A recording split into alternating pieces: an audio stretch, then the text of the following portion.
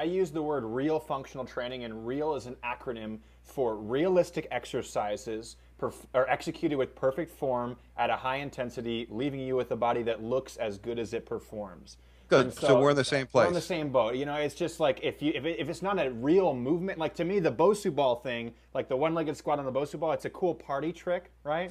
But all it makes you better is doing a one-legged squat on a Bosu ball. Exactly. It's good for picnic tricks. That's about it, though. That's it. There's no relationship. But I like to teach people, you know, how to stabilize on one leg, how to working up to things like handstands, work on their pull-ups, just basic stuff that people really forgot. And sometimes they go way too far the other direction before they should come back and just really learn how to move their body well. I agree with you. As an athlete, I used to do handstand push-ups. Yeah, one of Now, my favorite. in the gym, shoulders. you don't see that. That would be considered functional training, right? Absolutely, absolutely. Okay. When I had my car accident, I couldn't use my right arm for a few years. Right. So I taught myself how to do one handstand push-ups using one arm. I would have my brother or my father hold my legs, Okay. and I would do that. Now, as an athlete, I could do that. I could do either hands. I used to be able to walk up the steps at the stadium in college on my hands. Oh, that's cool. Yeah. See, Yeah. So that's functional training. A Yeah. good friend of mine is Mitch Gaylord. Mitch Gaylord was the 1984 Olympic gold medalist for gymnastics. Oh yeah. Yeah. Now, the way he trained as a gymnast and the way he trains now at 53 is different. Yeah. But he still trains in a functional way. Sure. Sure. I think I cannot do some types of things that will be considered functional training simply because of the limitations I have. You know, last night I was helping my daughter move furniture. Fine with my left arm, my right wrist doesn't turn. So just moving, you know, I have about a third movement, maybe a half movement of my right wrist as far as rotating like this. So there's certain things I can't do. So my limitations are because of an accident. Certain people's limitations might simply be because they've been not working out for 30 years. Right. Their body fat level is too high. They don't have the core strength to do certain things.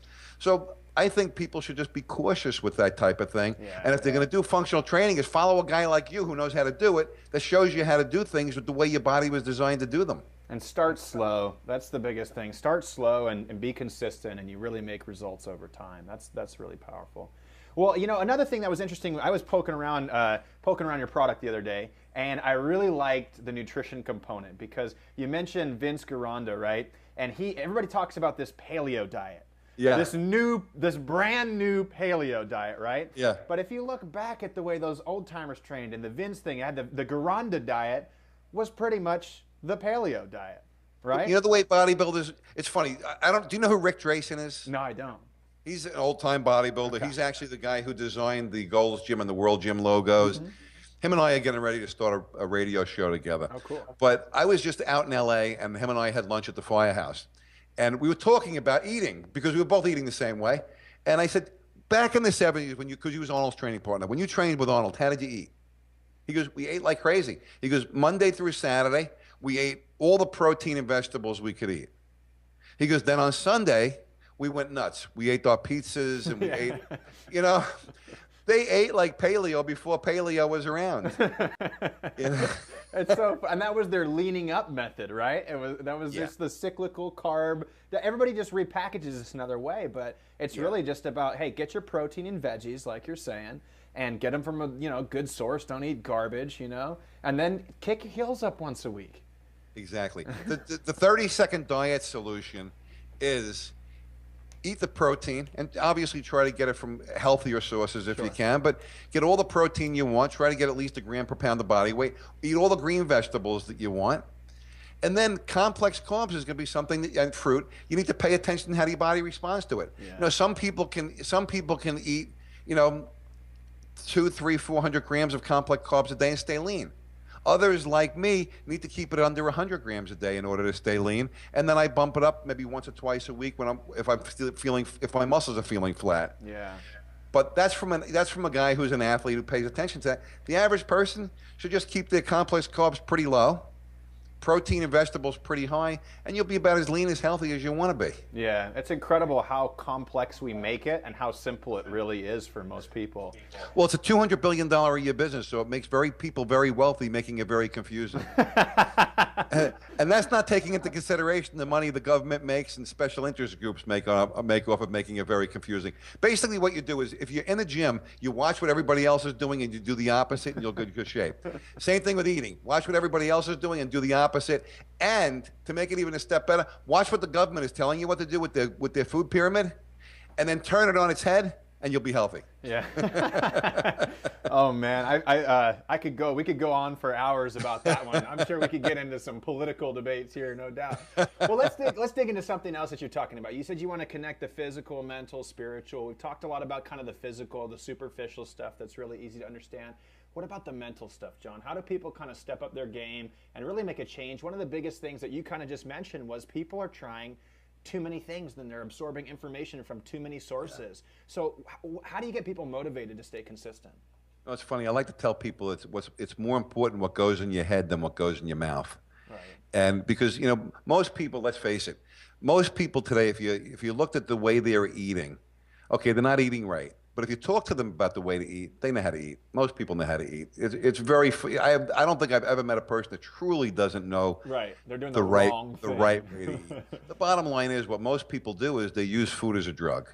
So the same people that, like, I go to church, I talk to my pastor, and my pastor at the time was overweight. He was about 30, 40 pounds overweight. This is several years ago. And I said, "You're the first guy to say that you shouldn't drink alcohol or do drugs, right?" He goes, "Yeah." I said, "But yet you're using food as your drug." And that's what most people do. They use food to deaden the pain. They use food as a drug to maybe help them sleep, and they start eating bad. So the bottom line is, do what you know. And secondly, most of what we do on a daily basis, 90%, maybe even more than that, is habit. Yeah. So the key is developing good habits. You eat bad now. Eating bad now is a habit. Well, create a new habit of eating good. You have a habit now of maybe not exercising very much or watching TV or, doing things that are making you unhealthy and fat. Well, get in the habit of going to the gym. Put it in your schedule and make it something that's going to be a habit. And eventually the healthy habits will outweigh the bad habits. And in fact, in my last book, in The Power of Positive Fitness, I've got a thing in there called the Right Lifestyle Restoration Cycle. And all that is through each section of the book, I have them go in there and define the habits that are limiting them, define habits that would make them healthier and strong in each of the area of their lives, and then one by one replace the bad habits with the good habits. It's as simple as that. It really doesn't take motivation. Everybody talks about motivation, and even me, when I'm out on the speaker circuit, they call me a motivational speaker. You know what? Motivation's a warm bath. These people are motivated while they're sitting in the seats. They may even be motivated by the time they get to their car. Yeah. But by the time they get home, their habits are taking over. Motivation is not doing anything for them. Right. Yeah.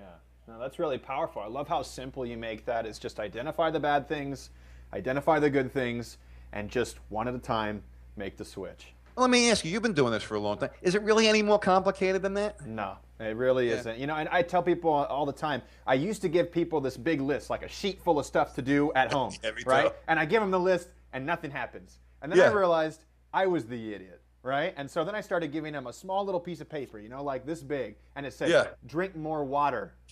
And I said, okay, when you can do that for 7 days, I'll give you another piece of paper, right? Yeah. And that's when I started to see that lasting change. Because some people can rip off the Band-Aid and do everything at once, but I seldom see that last. Yeah, maybe 1% of people can really do that. The other 99%, like you said, we need to build those habits gradually, and over time, that's when we see somebody reshape their lives. And that's how we feel the most gratified, I'm sure. And that's the way we do it as well. When I'm trying to change my nutrition program, or if I'm changing my workout, very first thing I do is I go to my schedule and put it in my schedule. Yeah. I want to start working out 6 days a week versus 4 days a week. I schedule it. Yeah. And then that's the most important. Schedule I have for the day. It's the most important appointment I have for the day is one with myself. And if people just do that, they put the important things. It's like Stephen Covey in his book, "The 7 Habits of Highly Effective People." I find him to be one of the most boring human beings on earth, but he says, but he's really good because he takes these things and makes them simple. Yeah. He talks about putting the big rocks in first.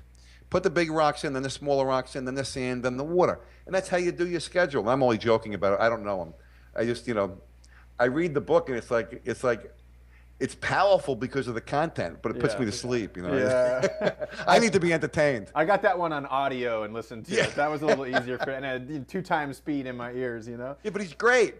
He's great because he takes these simple analogies and makes them real in your life. Yeah, that's great. Well, you've shared a ton of wisdom here, John. I'd like to just touch on one more thing before you take off today. Sure. And, you know, you were successful as an athlete. You were successful in the business world. You're successful now in the fitness world and the motivational speaking world. What's your secret? What is something that people can take home right now to make their lives better, become more successful? You know, it's no secret. Most people are afraid.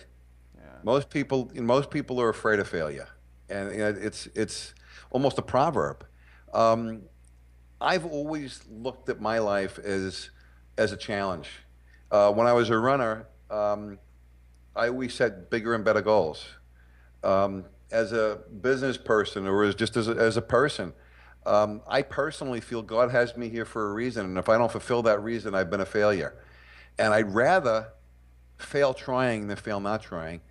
And as I look around my life, you know, people who are close to me, you know, family members or friends, most of the people that I know have failed simply because they haven't tried. It's not because they failed because they went out and tried something big and tanked. Yeah. You know, believe me, I've tanked. I tried big things, and you know, some of them have failed, and some of them have failed miserably. But and if they had, you know, if the Guinness Book of World Records had a picture in there for failure, they'd have my picture. I failed more than most. But the reason I failed more than most is because I've tried more than most. Right. And whether it be getting into Manhattan real estate, everybody told me, go to Brooklyn, go get a job in Brooklyn as a property manager. While you're doing that, go to school at nights and get your college degree and come back when you're in your 40s. I got out of Manhattan real estate before I was 40. Right. And they would tell, if I would have listened to them, I would have been plodding away and working, you know. Don't listen to people. Most people want to limit you by their limitations. You know, most people know inside what they should be doing. Right. And I truly believe that God plants the seed of greatness in us, and along with that seed of greatness is the destination for our life. And most people hamper that. You know, starting in first grade, you know, they start telling you what you can do and what you can't do. And everybody does it out of a good heart. You know, they want to see you. They don't want to see you be disappointed. But for goodness sakes, my kids, I'm not too worried about them being disappointed. Go out and I've got 4 kids and 2 grandchildren. I want them going out and challenging the world. I want them going out and taking their God-given potential and pushing it to the absolute limit. Right. And if you fail, be disappointed. But at least you're disappointed up here instead of disappointed down here with everybody else. Yeah. So that's kind of my take on it. I don't think it's a big secret. I just think go out and challenge the world and challenge yourself. And I think I think you're more satisfied when you're challenging yourself, even if you don't succeed at that particular level. My track coach used to tell me, he goes, shoot for the stars. You may land on the moon, but you're going to be better off than the people who are not shooting for the stars.